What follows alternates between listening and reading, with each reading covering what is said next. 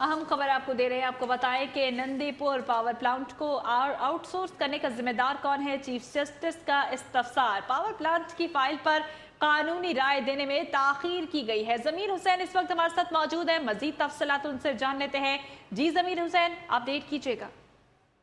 आज बिल्कुल supreme court में नंदीपुर पावर प्रोजेक्ट के करप्शन के हवाले से केस की समाअत हुई है और चीफ जस्टिस ऑफ पाकिस्तान की सरबराही में बेंच ने इस केस की समाअत की है और रेफरेंस की ताखीर के हवाले से बरहमी का इजहार किया गया है चीफ जस्टिस ऑफ पाकिस्तान की तरफ से नैब हुकाम से, और पूछा गया कि रेफरेंस अगर बनता है तो दायर क्यों नहीं किया गया। तो नैब के डिप्टी प्रोसिक्यूटर ने बताया कि 1.5 साल से जो है ये रेफरेंस इल्तवा में पड़ा हुआ है, जिस पे चीफ जस्टिस ने कहा कि इनकी तफसीलात बराहम करें कि कौन कौन से केसेस इल्तवा में हैं, और उस पर जो चीफ जस्टिस ऑफ पाकिस्तान की तरफ से कहा गया कि नैब हुकाम जो है वो सोए रहते हैं, रेफरेंस बनता है तो दायर करें, नहीं तो फारे करें, आवाम को सूली पर लटकाया जाता है। तो ये कहा गया चीफ जस्टिस ऑफ पाकिस्तान की तरफ से, और कहा गया कि रेफरेंस बनता है तो दायर क्यों नहीं किया गया। और इस हवाले से कहा गया कि हम साबका जो चेयरमैन नैब हैं चौधरी कमरुज़्ज़मान, उनको भी बुला लेते हैं और इस हवाले से उनसे पूछते हैं कि रेफरेंस दायर क्यों नहीं किया गया।